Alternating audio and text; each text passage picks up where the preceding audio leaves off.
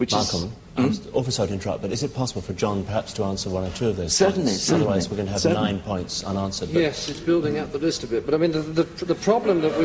No, seriously, the problem that we have got is that you think that we're ridiculing Jesus. And we say, sort of sincerely and truthfully, that is certainly not what we intended to do, and I believe that we're not. And I can best answer that, I think, by answering Alvid's question, which is that what were we trying to do? And I think it comes out, it was spelled out perhaps rather too plainly, rather too banally at one point, when he says, make up your own mind, don't let other people tell you. And we would absolutely deny, at least I would, that there was any attempt to say you should not believe in Christ. What we're saying is take a critical view, find out about it, don't just believe because somebody tells you to. Somebody in the pulpit says something, question it, work it out yourself. You're seriously suggesting that if someone saw that film, say a young kid who knew nothing about the Gospels or about history, that the figure of Christ that would emerge from it, this story of the Incarnation, would be a noble one, would be... He would have to sort it out for himself. And he would have to, for example, work out, I mean, does one accept every word in the Bible? In the Sermon on the Mount, did they get it all right when Mark wrote it down 30 years later? I mean, was every word right? But is the film likely to be seen by anybody who doesn't know an awful lot about Jesus Christ? Most certainly it is today. If you have it for children of 14 today, you will find that the many, many children of 14 today, thanks to the secular nature of the education they're receiving, know nothing about it at all. And they would see this figure, I think, in the light in which he appears in this film, you see. It's no good you cheating yourselves. You can't have it both ways. You produce this particular... film, which arouses bursts of laughter, as I said earlier, rather easily procured. But don't imagine that someone seeing that is going to go away with the concept of the founder of the Christian religion and all that that meant to mankind in any way corresponding to what history or the Gospels or anything else is presented. Well, it's not supposed to be about it, so people shouldn't go and see it to learn about it. That it's not about it. I'm not being dishonest. I mean, you're being utterly dishonest, Can I just say, I mean, I don't know where this will get us, but I feel my approach to the film was I was confused. I feel I'm still asking questions, seeking solutions. I am very confused and perturbed by a religion, an established religion in this country, where people can go into church on a Sunday morning. The same people can sing hymns and say prayers. And at the same time, these people can stand by while their money is spent making bombs, making guns, building up appalling weapons of destruction, can sit by, sing hymns, say their prayers, and agree with a policy in which hospitals have to go without money. First of all, I'd very much like to know where you get your evidence. You must give me chapter and verse. So it happens that immediately before coming here, I was asked by crowds of church people if I would stand up for the councils of the health of St. Olave's Hospital, which the government is trying to close. The church is extremely active in these fields, and I would urge you not to make these careless generalizations which are not dependent on evidence. Now, I make them in all humility. I'm seeking answers and solutions. I'm not saying this is absolutely the way it is, but I have observed people... I mean, what you were saying, I mean, it's great, it's sheer rubbish. And you made a ridiculous generalization which is unworthy of an educated man.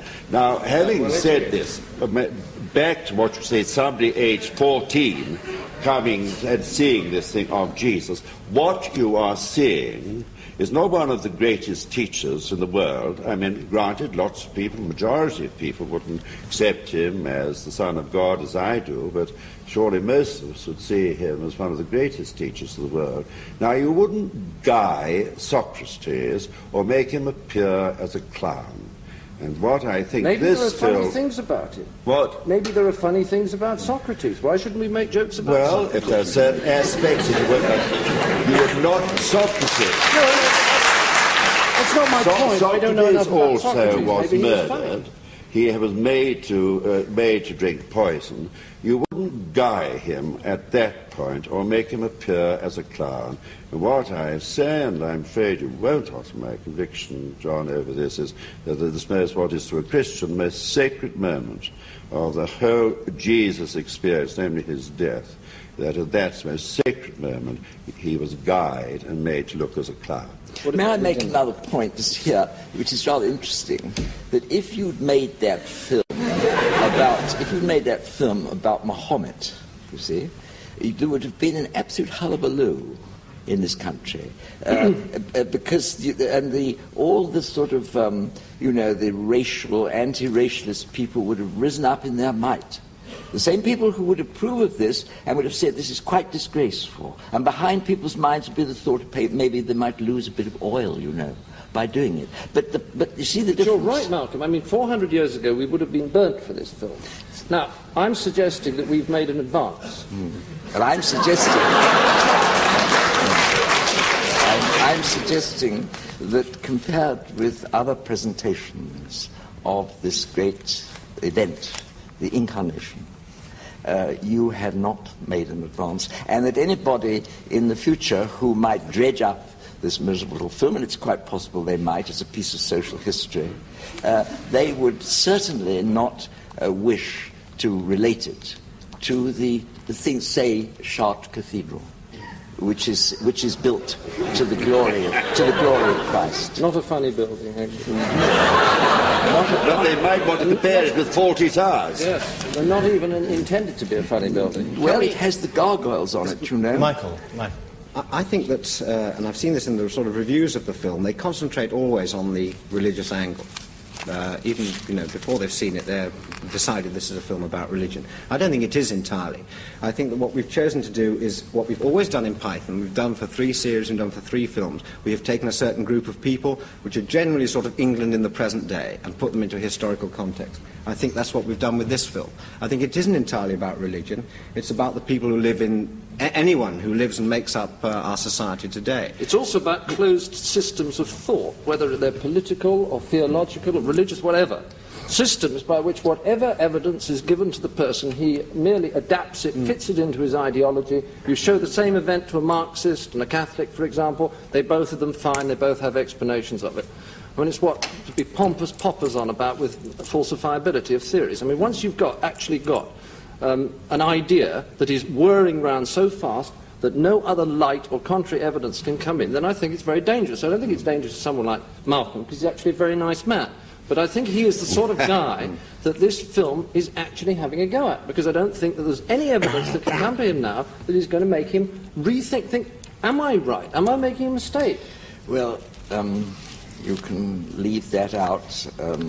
I think I could say with utter sincerity that there was nothing in this particular film that would lead me to want to change conclusions that I've reached after living for 76 years in this world. Is there anything? That's the point I'm making. Well, in this film there was nothing that could possibly, because the film itself bore so little... No, but the point I was making, Mark, is not the film. Forget the film. We'll say that's rubbish. Okay. Is there anything that can happen to you now that could cause you to change your mind? But of course, every single person who is alive and spiritually alive is constantly reviewing his faith. I do not believe for a moment that there is a definitive faith, and you say, there it is. But there's nothing in this little squalid number that could possibly affect anybody. Now, in that sense, I give you this point. I give you this point that there's nothing in this film that could possibly destroy anybody's genuine faith. No, that I grant you absolutely not, because it's much too 10th rate for that. But but what I still contend is that someone who is young, 14 years old, seeing that without any particular background, might really imagine that buffoonery is an expression of this great episode. Well, which... you see, I was also, you talked about the presentation of Christianity. I mean, I went to an English preparatory school and an English public school, Clifton College, the sports academy. I sympathise with you. I was given 8 or 10 years of a form of Christianity which I grew to despise and dislike. Largely, it insulted my intelligence. The sermons that were given at the age of 11 and 12, I felt, insulted my intelligence. When I got into writing this film, and we all had exactly the same reaction, we started to discover a lot of stuff about Christianity, and I started to get angry. Because I started to think, why was I given this rubbish, this 10th-rate series of platitudes, when there were interesting things to have discussed? There were factual things. Nobody ever told me that they don't know what language the Gospels were written in, that they don't even know who wrote them, and they're not even sure what cities they were written in. Then you must have read very superficially at your school. Look, John, it's very bad luck for you, but you see, I used to go to Clifton College to preach very often when you were there.